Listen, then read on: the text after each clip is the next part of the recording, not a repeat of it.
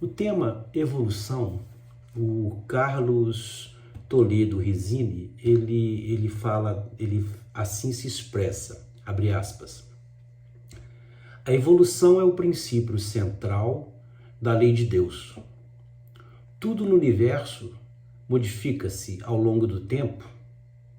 Deter-se numa dada posição é retardar-se e condenar-se ao desajustamento.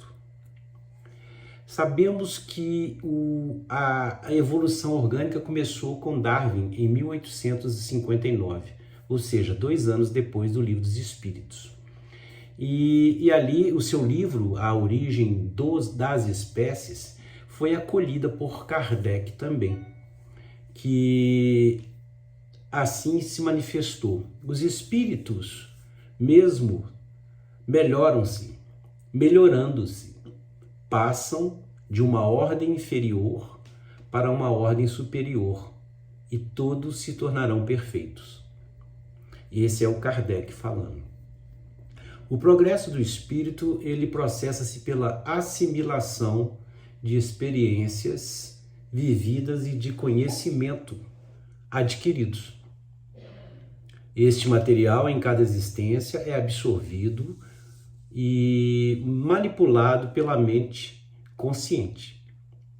Essa transferência para o inconsciente, abre aspas, subconsciente, ela fica armazenada.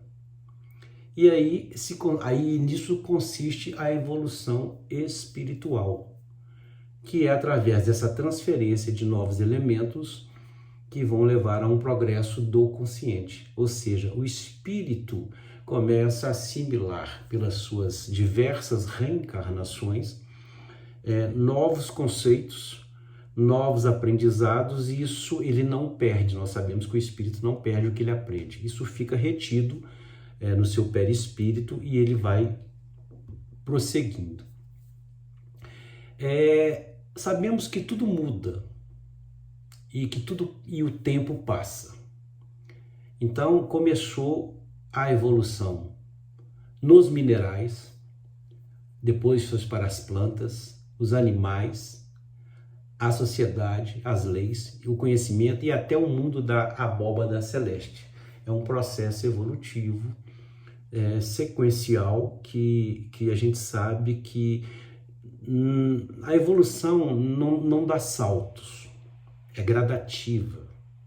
Então, não adianta eu querer pensar que eu, como espírito, eu vou de um dia para o outro me tornar um espírito perfeito. Não. Mais adiante eu vou falar para vocês o tempo que levou o espírito para ter a sua consciência, o pulsar da sua consciência. Esse espírito, essa evolução, ela segue a própria natureza. Tudo está sujeito à lei geral da evolução, que segundo o entendimento geral olha que bacana isso, é a modificação para melhor. É a superação de um estágio por outro. É lei para todos os seres do universo. Então não é só nós, espíritos que estamos encarnados na Terra, para todo o universo. E a evolução espiritual, ela é contínua. Ela não regride nunca, mas pode ser retardada em seu processamento se não se aproveitar bem as oportunidades que Deus nos concede.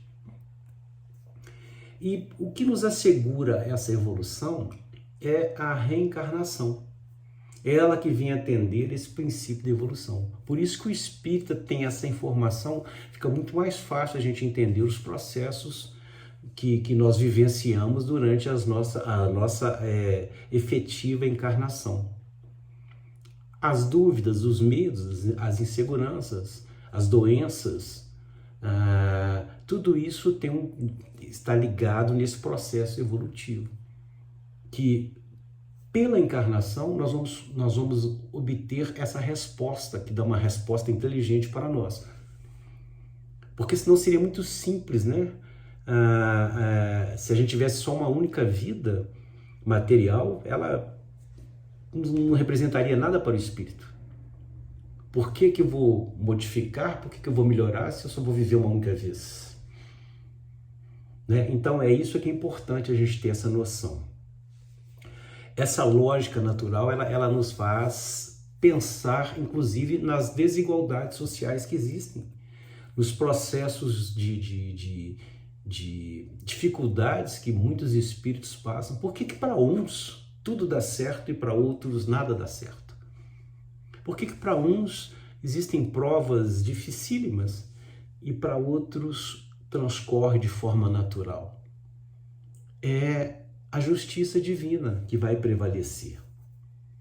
E Kardec, ele nos fala na questão 127 do Livro dos Espíritos, ele fala o seguinte: a marcha dos espíritos é progressiva, jamais retrógrada. Ele vai mais além. No conhecimento, isso que eu acho que nós espíritas precisamos até aprofundar um pouco mais esse estudo. No conhecimento do perispírito está a chave de inúmeros problemas até hoje insolúveis. É a questão, está no Livro dos Médiuns, na página 61. Ele continua ainda. O Espiritismo mostra que a vida terrestre não passa de um elo no harmonioso e magnífico conjunto da obra do Criador. E para elucidar tudo isso, nós aprendemos que Espiritismo e ciência se completam. Um não pode existir sem o outro. Algumas informações a ciência não tem resposta. E o Espiritismo precisa dela para demonstrar que é uma ciência correta. No livro Evolução em Dois Mundos, André Luiz vai dizer assim da seguinte forma: o fluido cósmico é o plasma divino, hausto do Criador, ou força nervosa do todo sábio nesse elemento primordial, vibram constelações e sóis, mundos e seres, como peixes no oceano. Naquela época, ainda não se conhecia as Via-Láctea, né? E esse universo que hoje nós temos o conhecimento, e isso já é uma evolução. Veja bem, hoje nós temos o Hubble e tem outros aparelhos mais avançados que só com o tempo nós conseguimos alcançar esse conhecimento. Então, naquela época, ele faz uma comparação com peixes no oceano. Por quê? Porque a capacidade intelectual dos espíritos que estavam reencarnados não conseguiriam assimilar esse universo. O corpo espiritual, continua ele, a imensa fornalha atômica estava habilitada a receber as sementes da vida. E sob o impulso de gênios construtores que operavam no orbe nascituro, vemos o seio da terra recoberto de mares mornos, invadido por gigantescas massa viscosa, a espalhar-se no colo da paisagem primitiva. Ora, veja bem, os espíritos aí ainda não tinham consciência de que eram os espíritos. Então, nos primórdios do nosso surgimento nesse orbe terrestre. E aí ele fala o seguinte, que eu acho interessante: o automatismo e corpo espiritual. Compreensível salientar que o princípio inteligente, no decurso dos evos, plasmou em seu próprio veículo de exteriorização as conquistas que lhe alicerçariam o crescimento para maiores afirmações nos horizontes evolutivos. Essa questão ela está na página 37 do livro Evolução em Dois Mundos, o qual eu recomendo que todo espírita deve ler. Não é ler uma única vez, porque ele é muito complexo. Esse livro foi psicografado por Chico e Valdo Vieira em 1958, portanto há 63 anos atrás. E quando nós estamos lendo e folheando, é uma leitura complexa. Até hoje ainda não estamos preparados para poder absorver o que está sendo ensinado no primeiro momento. É isso que é interessante a gente observar, como os espíritos evoluídos se manifestam. Esse depósito de conhecimento adquirido por recapitulação e transmissão incessante nos milhares de milênios em que o princípio espiritual atravessa lentamente os círculos elementares da natureza, é que vão dar essa nova oportunidade para o espírito crescer, ter conhecimento. E o que é mais interessante é que nós não podemos esquecer que o que vai preponderar é a formação da individualidade responsável. O espírito começa a se tornar responsável pelos seus atos, pelas suas opções, pelas suas escolhas e pelos seus impulsos, que ele começa a ter E aí a gente aprende, e é dito nesse livro também, que a atração mineral dá a sensação no vegetal e o instinto no animal.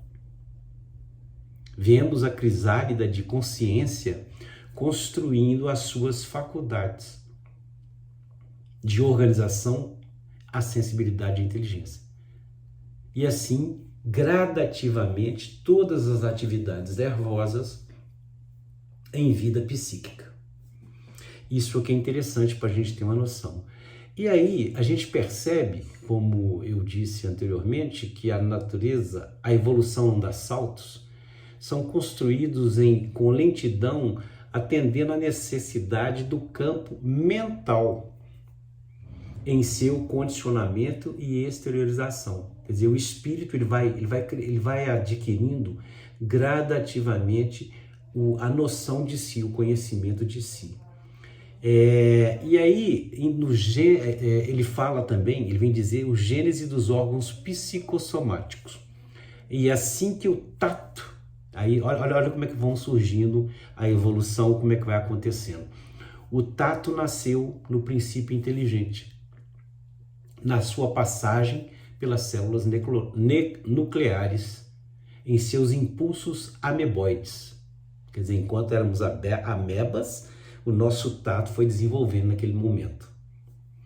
E a visão principiou pela sensibilidade do plasma nos flagelados monocelulares expostos ao clarão do sol, ao clarão solar.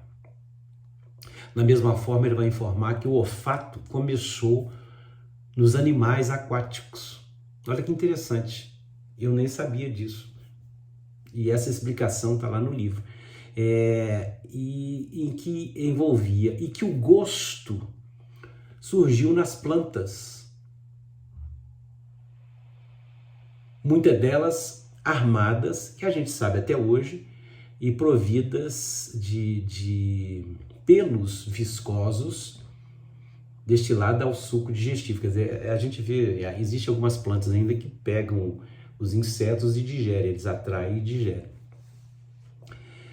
E não só de células masculinas e femininas que nadam atraídas umas para outras. Foi quando surgiu as primeiras sensações do sexo. Podemos então definir como região secundária das simpatias genéticas.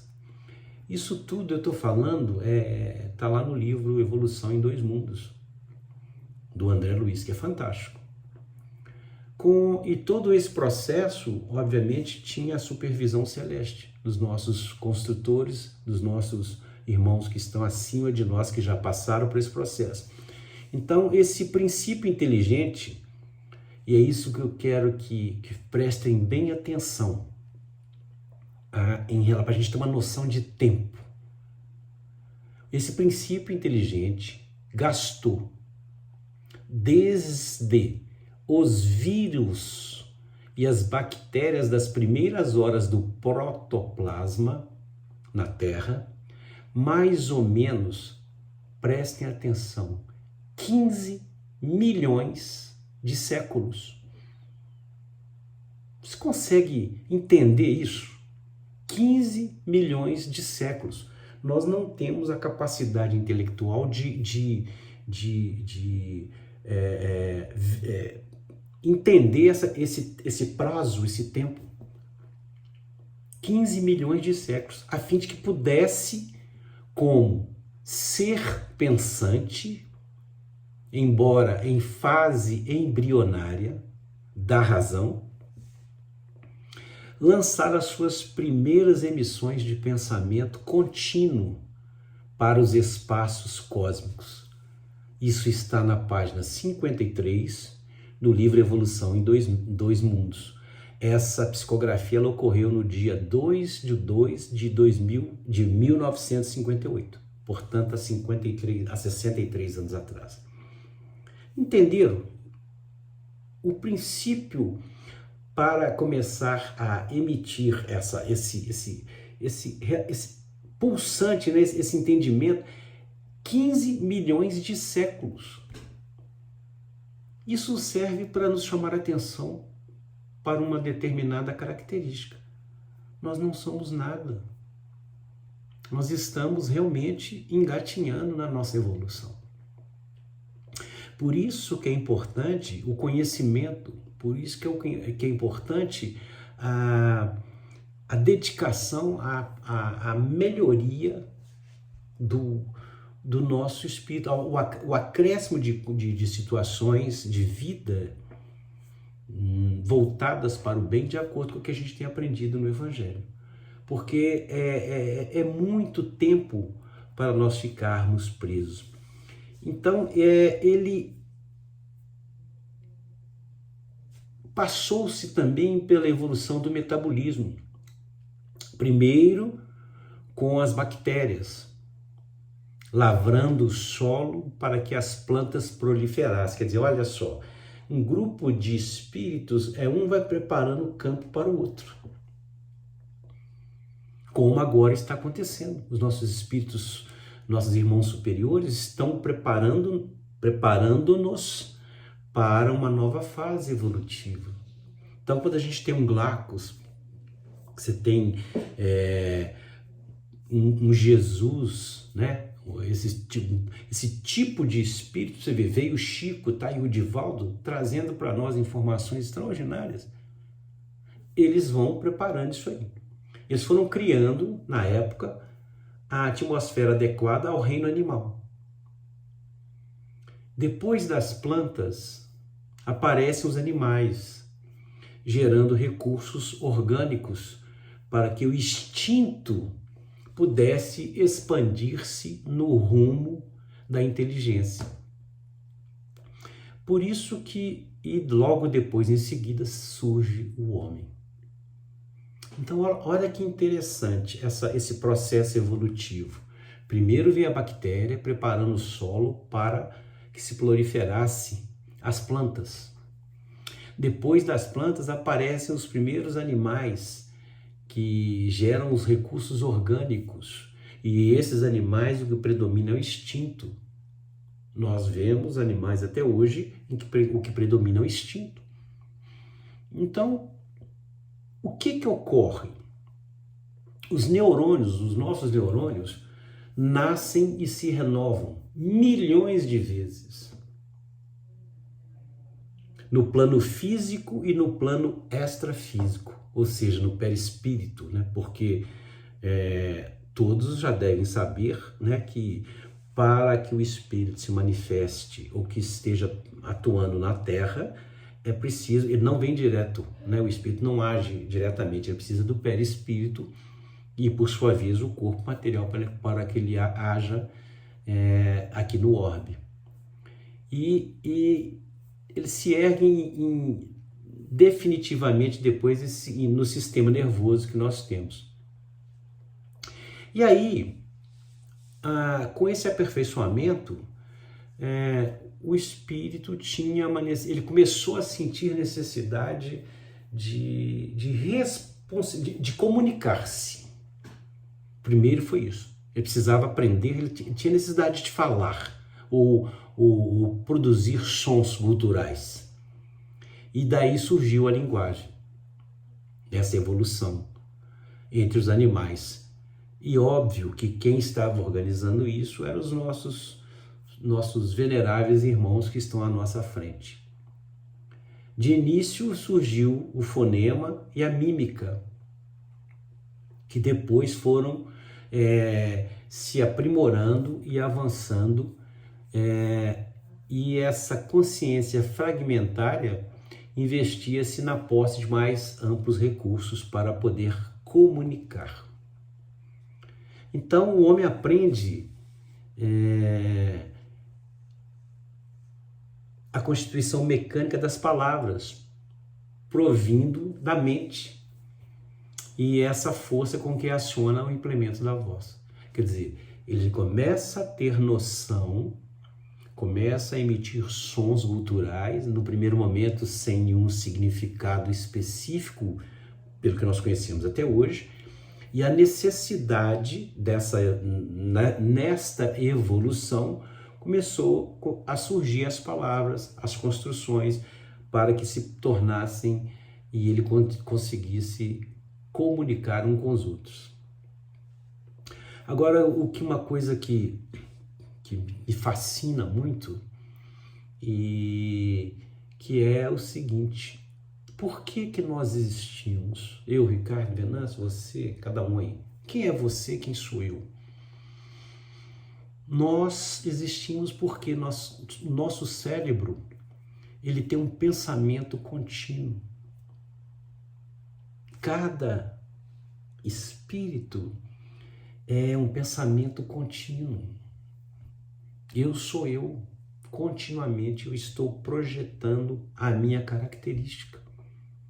Cada um projeta a sua característica. E assim nós vamos transformando e vamos avançando espiritualmente. Começamos por fixar esse pensamento em nós mesmos. E nós vamos imprimi-lo. E assim esse novo homem começa a existir. Isso aqui é interessante, isso é muito sutil. Nós passamos a exteriorizar inconscientemente as próprias ideias. Eu não preciso pensar, eu não preciso ter um controle. Eu penso que eu sou fulano, eu sou beltrano, que eu tenho essa característica, que eu uso óxido, isso é automático. Ele já pulsa de forma natural. E assim, essas células vão se renovando dia a dia. Então, esse processo evolutivo, ela começa a evoluir constantemente. E aí surgiu a ideia, ou melhor, o homem precisa da ideia de um Deus. E aí iniciam-se as religiões, a necessidade, a filosofia, a experimentação anunciando a ciência, o instinto de solidariedade surgindo, o amor puro. Isso tudo começa a surgir para esse ser em evolução. E ele começa a ter a necessidade. E então nós começamos a ter um princípio de responsabilidade, porque nós começamos a perceber que a existência da alma, ela guarda a criatura humana. Então nós temos a herança dos milhões de estágios diferentes nos reinos inferiores. Percebe? Nós temos milhões de estágios. Lembra lá atrás que eu falei que foram 15 milhões de séculos para começar a pulsar? Não era nem ter consciência de que era espírito, que era uma individualidade, que era um ser em construção, digamos assim. E aí esse fluido vivo, no plano espiritual, o homem desencarnado vai lidar mais diretamente com o fluido vivo.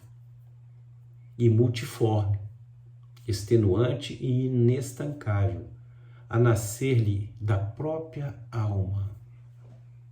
Olha que detalhe interessante. é um subproduto do fluido cósmico.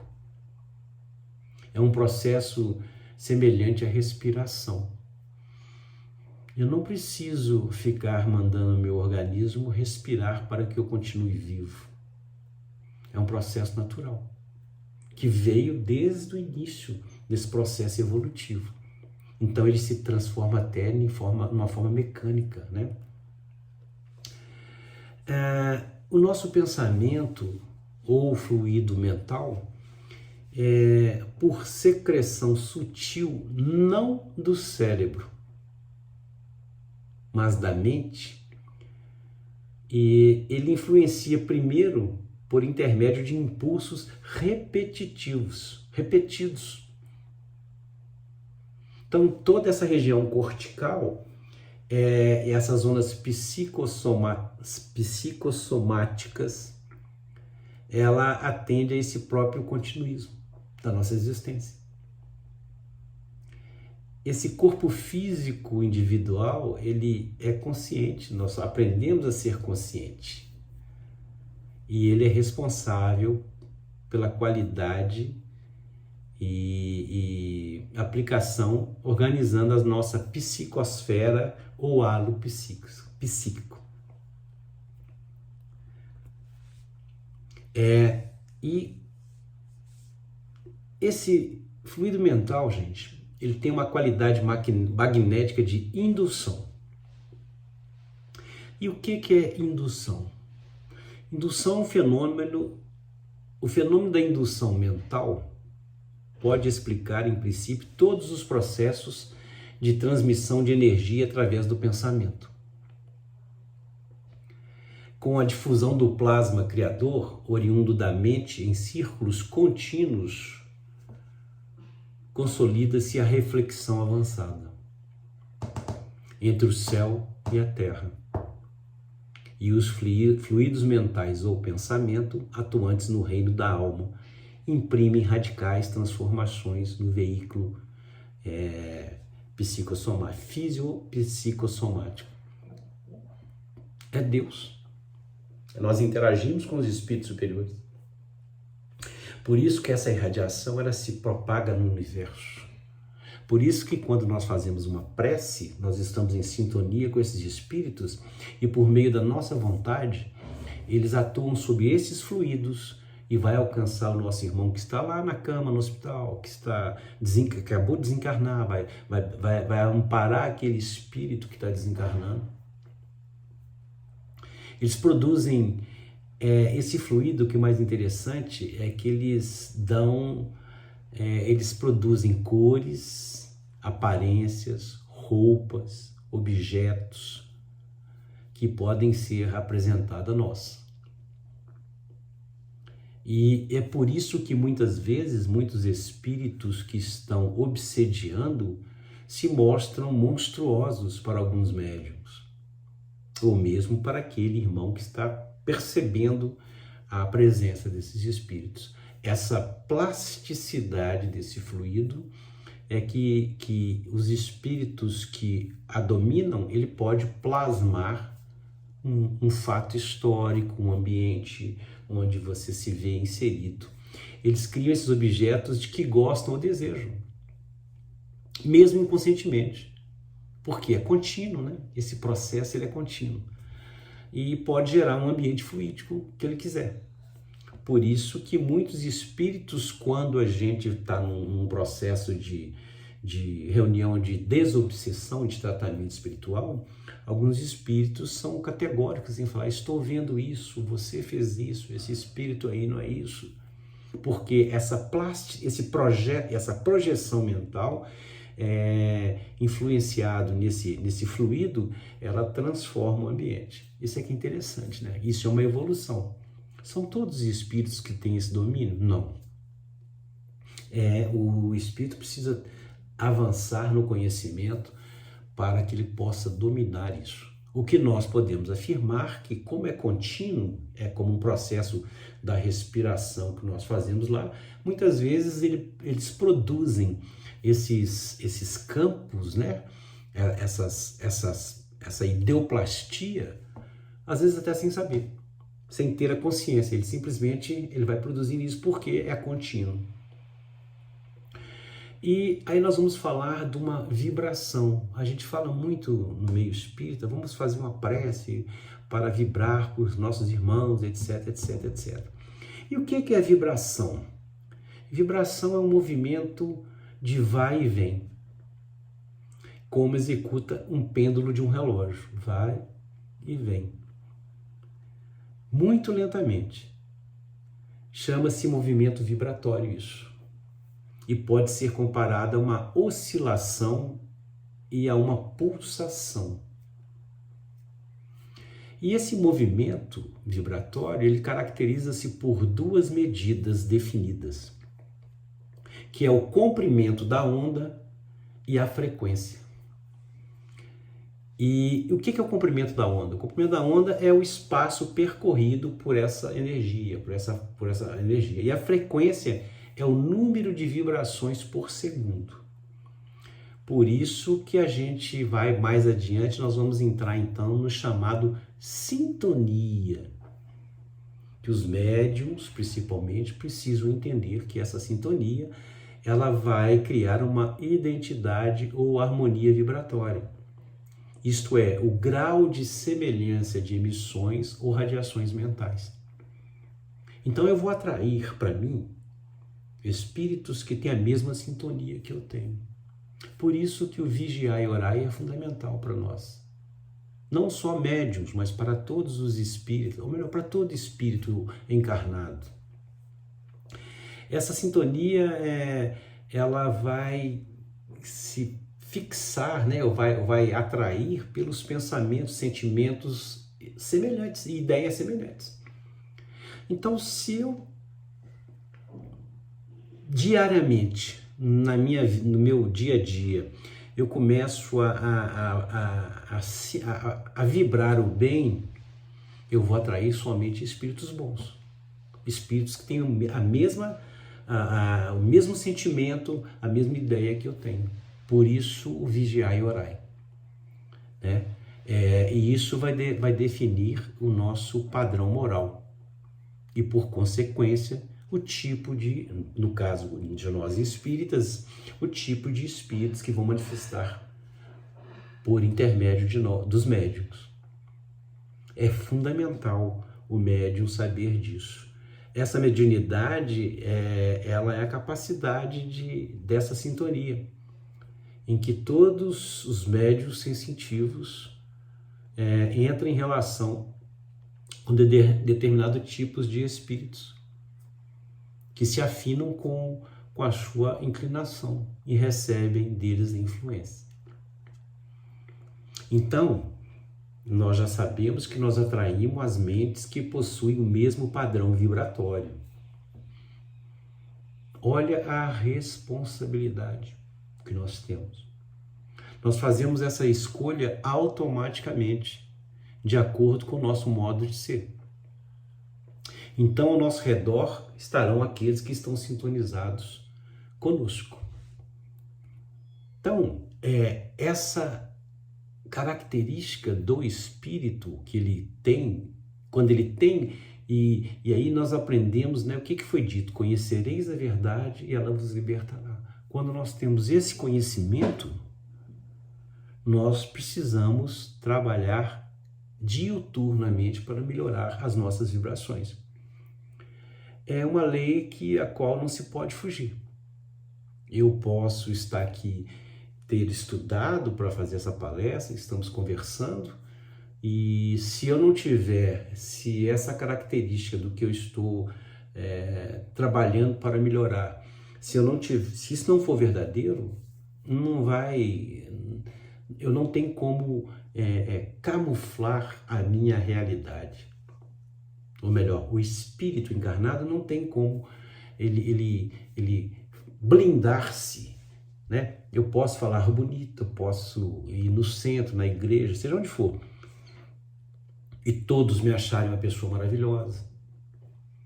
Mas se a minha essência, se essa minha vibração, se essa minha sintonia não for aquilo que eu estou falando, né? Eu não vou iludir a ninguém. Os espíritos que eu vou atrair vão ser de acordo com o que eu sou. Por isso que devemos tomar cuidado com o que pensamos, com o que projetamos no espaço, porque sabemos que vamos atrair determinado tipo de espíritos. E essa evolução é a chave do universo. E assim nós conservamos a nossa individualidade, né? É uma lei imutável, não há forças, não há potências conjugadas capazes de impedir, nem mesmo embaraçar-nos a ação ou eficiência. Nem um só instante a obra da evolução sofreu interrupções na eternidade.